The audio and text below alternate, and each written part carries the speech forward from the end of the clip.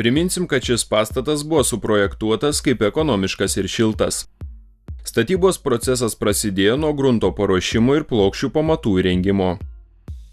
Įrengiant pamatus buvo išvedžiotos visos komunikacijos ir grindinis šildymas. Sienoms buvo pasirinkti Durisol blokeliai. Blokeliai buvo sudėti, suarmuoti ir užpilti betonu. Stogo konstrukcijoms buvo pasirinktos specialios klijuotos gegnės, kurios padėjo paslėpti vėdinimo sistemą. Po to buvo įrengta prilydoma stogo danga ir sumontuoti šviesos tuneliai. Jie apšvies pagalbinės patalpas ir tuo pačiu tausos šilumą. Sumontuoti šiuolaikiški šilumos energiją tausojantis langai. Namo apšiltinimui ir apdailai buvo panaudota Baumet technologija. Kvėpuojančios sienos ir savaime išsivalantis šviesus tinkas.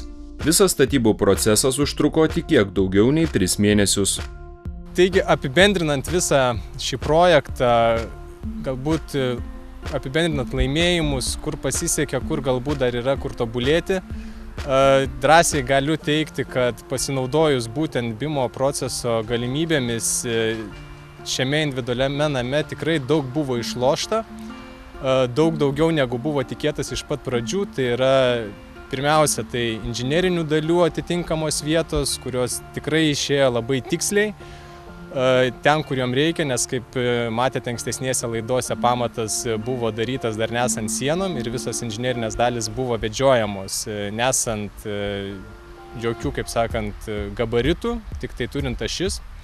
Tai šitoj vietoj labai pasitarnavo, žinoma, kvadratūros kiekiai tiek sienų, tiek stogo konstrukcijos buvo taip pat detalizuojami ir pateikiami statybininkam tikrai iš aukšto detalizacijos lygio, ko pasekoje visgi tikrai verta pripažinti ir pasididžiuoti tuo, kad šis namas buvo pradėtas statyti Liepos pradžioje, o šiandien jau žinoma yra gilus ruduo.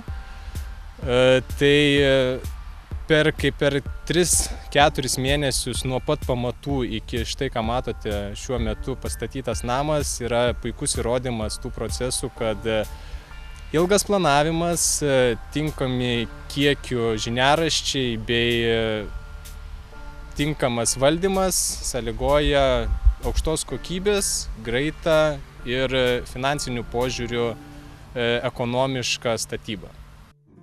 Na ką, beliko tik įrengti pastato vidų ir naujakuriai jau galės įsikurti šiuolaikiškame ir moderniame name. Šio namo statyba baigta ir mūsų laida atsisveikina su šiuo projektu. Kitoje laidoje jūs pakviesime žiūrėti kiek neįprastą statybą, kuri labiau primena sunkiai įgyvendinamą iššūkį nei statybos projektą.